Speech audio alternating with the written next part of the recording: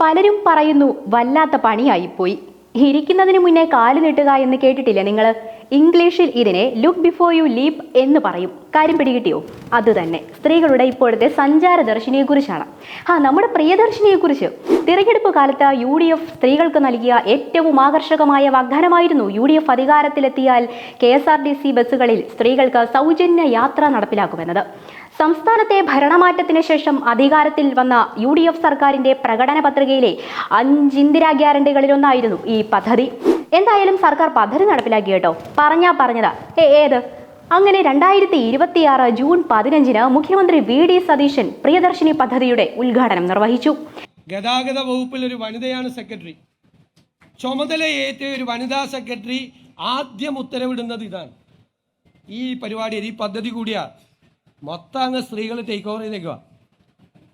അങ്ങനെ ആകട്ടെ, ഇനിയുള്ള കാലവും അങ്ങനെ ആകട്ടെ എന്ന് ഞാൻ ആശംസിച്ചുകൊണ്ട് നിറഞ്ഞ അഭിമാനത്തോടുകൂടി, നിറയുന്ന കണ്ണുകളോടുകൂടി ഞാൻ ഈ പ്രിയദർശിനി പദ്ധതി കേരളത്തിലെ സ്ത്രീകൾക്കായി സമർപ്പിക്കും. നമ്മുടെ മന്ത്രി ബിന്ദു കൃഷ്ണയുടെ തലയിലേക്ക് അല്പം ചൂടുപായസം വീണതൊഴിച്ചാൽ തുടക്കം ഐശ്വര്യപൂർണ്ണമായിരുന്നു. ഇനിയൊരു പ്രധാനപ്പെട്ട കാര്യം, KSRTCയുടെ ഓർഡിനറി ബസ്സുകളിൽ മാത്രമാണ് കേട്ടോ ഈ സൗജന്യ യാത്ര അനുവദനീയം. സ്ത്രീകൾക്കും ട്രാൻസ്ജെൻഡർ വ്യക്തികൾക്കും സൗജന്യ യാത്ര പ്രദാനം ചെയ്യുന്ന പദ്ധതിക്കായി 600 കോടിയാണ് വകയിരുത്തിയിരിക്കുന്നത്. പ്രതിമാസം 57 കോടി രൂപയുടെ അധിക ബാധ്യതയുണ്ടാകുമെന്നത് മറ്റൊരു വസ്തുത. അങ്ങനെ നോക്കിയാൽ പ്രതിവർഷം ഏകദേശം 712 കോടി. അപ്പോൾ മുഴുവൻ ബസ്സുകളിലേക്കും പദ്ധതി വ്യാപിപ്പിച്ചാൽ ഒന്ന് ഓർത്തു നോക്കൂ. ആരോർക്കാനാണ്? ഇവിടെ അതിലും വലിയ കാര്യങ്ങളുള്ളപ്പോഴാ അല്ലേ? അതവിടെ നിൽക്കട്ടെ. എന്തായാലും സ്ത്രീകൾക്ക് വലിയ രീതിയിൽ പ്രയോജനപ്പെടുന്ന പദ്ധതി എന്ന കാര്യത്തിൽ ആർക്കും തർക്കമില്ലെന്നേ. അവിടെ അല്ലല്ലോ പ്രശ്നം. പ്രിയദർശിനി സ്വകാര്യ ബസ്സുകൾക്ക് നൽകിയ പണി ചെറുതൊന്നുമല്ല. പദ്ധതി മൂലം വരുമാന ചോർച്ചയുണ്ടായി നട്ടം തിരിയുന്ന സ്വകാര്യ ബസ് ഉടമകൾ സർക്കാരിനെതിരെ പ്രതിഷേധിക്കാൻ തന്നെയാണ് തീരുമാനിച്ചിരിക്കുന്നത്. സൗജന്യം എന്ന് കേട്ട് സ്ത്രീകൾ പ്രിയദർശിനിയിൽ ഓടിക്കയറിയപ്പോൾ സ്വകാര്യ ബസ്സുകൾക്ക് ദിവസേന നഷ്ടം 1000 മുതൽ 6000 രൂപ വരെയാണ്. വിഷയത്തിൽ സ്വകാര്യ ബസ് ഉടമകളുടെ ആവശ്യം ഇതാണ്: KSRTCക്ക് നൽകുന്ന അതേ സഹായങ്ങൾ തങ്ങൾക്കും നൽകണം. ഈ ആവശ്യം ന്യായമാണോ? വരുമാന നഷ്ടം ഉണ്ടാകുന്നതിൽ സർക്കാർ ഇടപെടണമെന്നാവശ്യപ്പെട്ട് സൂചനാ പണിമുടക്കുമായി വയനാട്ടിലെ സ്വകാര്യ ബസ്സുകൾ രംഗത്തിറങ്ങുകയുണ്ടായി.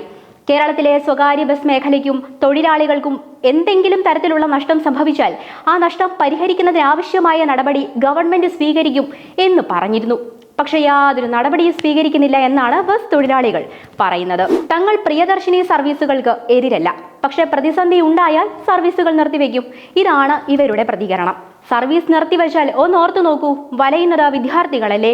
പെൺകുട്ടികൾക്ക് പ്രിയദർശിനിയുണ്ട്, ആൺകുട്ടികൾ എന്തു ചെയ്യും? കാലി സീറ്റുകളുമായി കിടക്കുന്ന സ്വകാര്യ ബസ്സിൽ കയറാൻ കണ്ടക്ടറുടെ അനുവാദം കിട്ടാൻ നോക്കി നിൽക്കുന്ന വിദ്യാർത്ഥികളുടെ ചിത്രം തെല്ലൊന്ന് ഉള്ളുലച്ച കാഴ്ചയല്ലേ?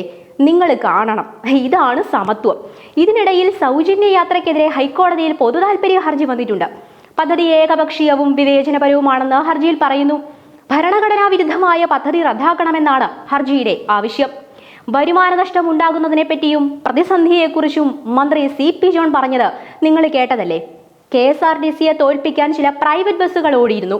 ഗവൺമെന്റിന് ആരെയും തോൽപ്പിക്കേണ്ട. അത് പോരാഞ്ഞിട്ട് അതിൻ്റെ കൂടെ ഒരു നിർദ്ദേശം: സ്വകാര്യ ബസ്സുകൾ ടിക്കറ്റ് ഇതര വരുമാനം കൂടി കണ്ടെത്തണം. കൊള്ളാം, നല്ലതാ.